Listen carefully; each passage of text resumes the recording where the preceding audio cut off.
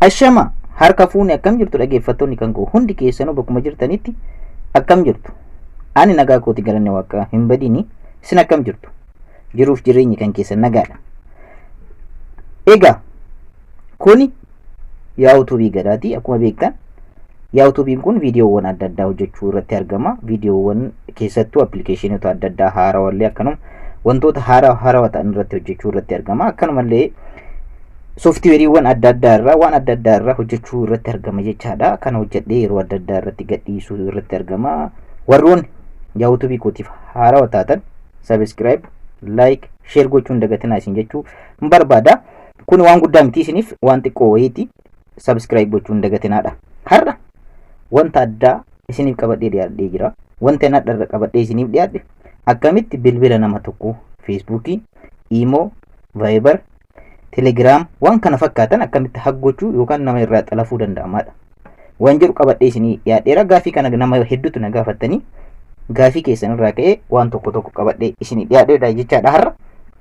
Egaa dubbii isinitti baay'isuu akkamitti haggochuu akka danda'amu sirriitti nafaana bu'a. Akkamitti xalafuu dandeenya, akkamitti hidhuu dandeenya, gara keenyatti akkamitti waan nama san sirriitti to'achuu dandeenya wanna jedhu isinitti hima jechaadha. Egaa wanta kana yeroo akkana isiniin jedhu waan kana waan gaariidhaaf karaa gaariidhaaf itti fayyadamaadha. So itti fayyadamuu baattanii baay'ee nama gammachiisa. Gaafii baay'eetu yeroo akkana kana naaf ka'a jechaadha. Kanaaf kanarra qabadhee isiniif dhiyaadhe kanuma. Garasitti osoo hin darbiin irra caalatti asirratti wanni isinitti himu bilbila nama hiitanii yookaan xalaftanii yookaan gara keessanitti harkiftanii san irratti appilikeeshina fe'amuutu jira. Appilikeeshina san qofa fe'uudhaan akkamitti nama san akka to'achuu dandeettan isinitti mul'isa. Appilikeeshina kana moobaayila nama sanii irratti achirratti upload goonee achi keessa achirra jiraachuu qaba. Appilikeeshinni kun inni yoo achi jiraateedha sababa isaatiin gara keenyatti to'achuu yookaan haggochuu kan dandeenyu. Appilikeeshina kana akka namni sunillee nutti hin beekne dhoksuu ni dandeenya. Head up wanta jedhamu jira. Setting keenya keessa achi keessa seensiftanii akka namni sunillee nutti hin beekne gochuu dhoksitanii akka namni sunillee hin beekne gochuu ni dandeessanii haala saniin haggochuu ni danda'ama jechaadha. Amma gara barnoota keenyatti ceena. Appilikeeshinni kun kan fe'amu bilbila nama sanii irratti ta'uu qaba jechaadha. Kana isinitti himaa jalqaba bilbila nama saniitti deemna jechaadha. Garasitti osoo hin darbiin dura subscribe, like, share gochuun dagatinaadha. Amma garuma bilbila nama saniitti deemna jechaadha.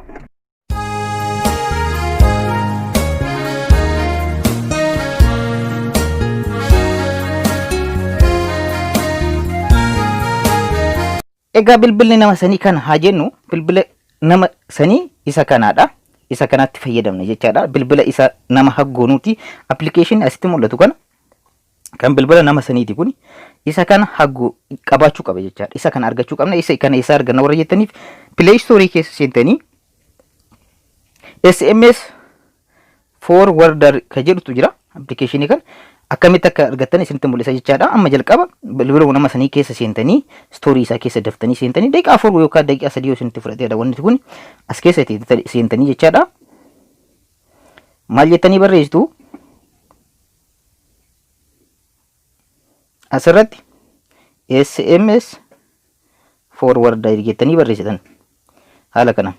Appilikeeshinni kun appilikeeshinii feekiidhaan hojjetamu baay'eetu jira waan ta'eef appilikeeshinni kun kana fakkaata isa kanaadha jechaadha. Isa kana buuftaniif jechaadha. Isin achirratti buusuu qabda bilbila kana bilbila nama sanii irratti jechaadha. Bilbilli kun bilbila nama haggoonuuti. Haala kanaan ani buusee jira nama san irratti jechaadha. Opiin qofuu gochuu godha isin style godhaadha. An opiin qofan godha. Opiinni amman sirriitti na hordofaadha. As keessatti wanta lama qofatu guutama. Wanta lama qofa guutnee achiin booda bilbila nama sanii hin barbaannu jechaadha. Alloo gootanii bilbila kana yeroo san alloo gootanii heeyyama kennitaniif jechaadha. Waan nama guutan tokkoffaa bilbila nama sanii asirratti guuttu. Lammaffaa imeelii kan keessan asirra guutan. Imeelii kan keessan sirrii ta'uu qaba. Kan bilbila keessan irratti fayyadamtan ta'uu qaba. Fakkeenyaaf asirra bilbila nama sanii haa guunnu.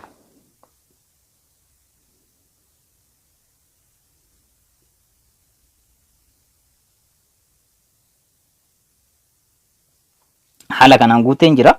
Amma immoo dakanatti emailii keenya keessan ka sirrii guutuu qabdan dakanatti emailii sirrii keessan guutuu qabdanii gara emailii keessaniitti isin erga waan ta'eef koodii isiniif erga gara keessanitti jechaadha. Koodiin sun akka isin ga'u emailiidhaan asirratti emailii keessan guuttanii asirratti baatiriin isaa yoo dhumate akka isinitti himu gochuu ni dandeessanii asitti ishee kana raayit gootanii jechaadha. Isarratti kana hunda kan gootan bilbila nama hiitanii san gara keessanitti xalaftanii san irratti jechaadha. Hak gootanii san irratti. Achiin booda save quick setting ka jedhu kanatu jira. Isarratti tuutan jechaadha. Isarratti haala kanaan yoo tuutan okay mallattoo jedhutu jira asi okay jettanii. Ammallee okay jettanii. Amma agree jettanii allama jechaadha. Agree jettan allama. Okay jettan dhumarratti kana sirritti faana buutan jechaadha. Haala kanaan bilbila nama sanii irra waan qabnu geessinee jirra. Amma application kana namni kun akka hin beekne keessatti gubbaarratti mul'atee akka hin beekne jechaadha. Haala asirratti mul'atee akka hin beekamne keessatti dhoksuun ni danda'ama jechaadha. Keessatti ni dhoksitanii akka naannoo irratti hin beekne sana dhumarratti isin ni mul'isa jechaadha. Amma gara bilbila isa keenyaatti deebinee waan hojjennutti isinitti hima. Egaa waan ani kan isinitti mul'isu imoodhaan isin vaayibaraan illee telegiraamaan illee WhatsAppidhaan Facebookidhaan waan barbaadanii yaaluu dandeessanii ani yeroon qabu waan ta'eef amma imo irratti isin mul'isa jechaadha. Imo keessan ni bantanii imo keessan ni bantan jechaadha. Bilbila nama sanii imo keessan irra guutan jechaadha. Bilbila nama sanii nama haggootanii alloo jettanii heeyyama kennitanii fi bilbila nama sanii asirra guutan jechaadha. Bilbila nama haggootanii san asirra guutan bilbila duratti achirratti guunnesan jechaadha.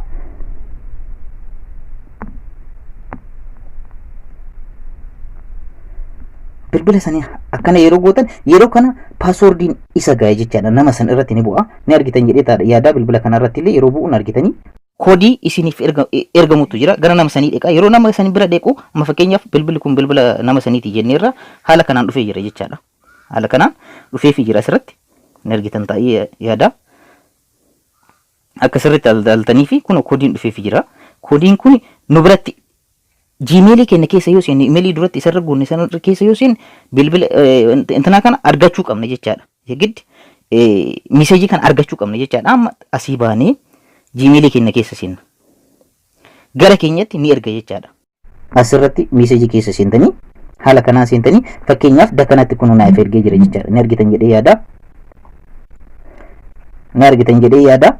Dakanatti kun bakka kanatti koodii imo koodii jedhee asitti kun nu ergee jira. Ni argitanii imo koodii jedhee asitti nu ergeera jechaadha. Koodii kana qofa itti galchina jechaadha. Amma intana keenya irra deemnee koodii amma duratti achitti argine san itti galchina jechaadha. Duwwaa tokko. Egaa halluu jettanii asirratti ni bilbila jechaadha. Isin haala kanaan gama lamaanitti ni bilbila. Egaa haala kanaan haala amma argitan kanaan jechuudha. Bilbilli gara tokkotti bilbilamu gara nama saniitti bilbilamu gara koottis ni bilbilama jechaadha. Imoodhaan illee ta'e WhatsAppidhaan illee Facebookidhaan wanta hakkuuniin jechaadha ni gala jechaadha. Haala kanaan itti fayyadamuu dandeessanii. Haala kanaan garuu wanti isinitti himuu barbaadu irra caalatti wanta kana waan gaariidhaaf akka itti fayyadamtan abdiin isinirraa qabaa waan gaariidhaaf itti fayyadama osoo itti fayyadamuu illee baattanii nama gammachiisa. Waan bareeda jedheetan waan hin yaadnee fi hamtuu namarratti yaaduun waan gaariidha waan gaarii waan hin taaneef jechaadha. Haala kanaan akkuma argitanii bilbilli gama tokkotti bilbila gama kaanitti illee bilbilama gama nama saniitti illee jechaadha. Dhumarratti isinitti hima akkuma isiniin jedhe san bilbila nama sanii irratti duratti application irratti fiinesan yookaan irratti upload goonee san itti hiinesan akkamitti dhoksina jala akka inni agarre jechuudha. Akkamitti dhoksina fakkeenyaaf kanaadha isheen bilbila isaa irra haala kanaan jirti haa jennu. Amma settingii keessa seenna. Settingii keessa seentanii display ishee jedhutu jira. Display ishee jedhu kana keessa seentan. Display keessa seentanii haaluma kanaan dakana buutanii home screen ka jedhu jira. Home screen ishee jedhu kana keessa buutanii dakana buutanii heading apps ka jedhu bakka application itti dhoksinu jira. Okay jettan isarra okay jettan application san barbaadanii application sun fakkeenyaaf kana. Application sun kanaadha. Ishee sirriitti qaqqabdan. Haga isheen bifa adiitti jijjiiramtutti jechaadha. Qaqqabdan sirriitti. Bifa adiitti jijjiiramti isheen. Haala kanaan adiitti yeroo jijjiiramti ilaaltan jedhee tayyaadha. Adiitti jijjiiramti yeroo kana ishee irratti okay jettanii dakanatti dan jettanii amma fakkeenyaaf fuula sanirra dhabamuu qaba. Amma fakkeenyaaf duratti asirra jirtu amma application isaa keessa illee osoo hidhanii argitan jechaadha. Application sana ni bada. Kanaafiyyuu namtichi sun beekuu hin danda'u jechaadha. Isin dammoo akkamitti beekuu baantan namni tokko yoo isin hidhe namni tokko yoo haak isin godhe akkamitti beekuu dandeettan isa isiniin jedhuuf deebii akka isiniif ta'u jechaadha. Dantamaan isinitti himuu barbaadetanii asuma akkuma duratti jettan san display isa jedhu keessa seentanii head bakka jedhu san ammallee home screen keessa seentanii ammallee head apps bakka jedhu kana keessa yoo seentanii haala kanaan jechaadha. Haala kanaan application sana yoo as keessatti argitanii application sun yoo as keessa jiraate bakka hidhamtanii jirtanii way idamo hack isin godhee jira namni sun jechaadha. Haala kanaan jirti taana application sun hack isin godhee jira. Fakkeenyaaf asirti as jirti hack isin godhee jira jechaadha. Namni sun haala kanaan beekuu ni danda'ama. Barnoonni kan koo kanarra qabadhee isiniif dhiyaadhe kana hatantamaan isin barsiisuudhaaf yaalee jira. Dhumarratti yaa YouTube kan koo subscribe, like, share gochuun dagatinaadha. Nagaa walitti nu haa deebisu. Gutummaatti, malee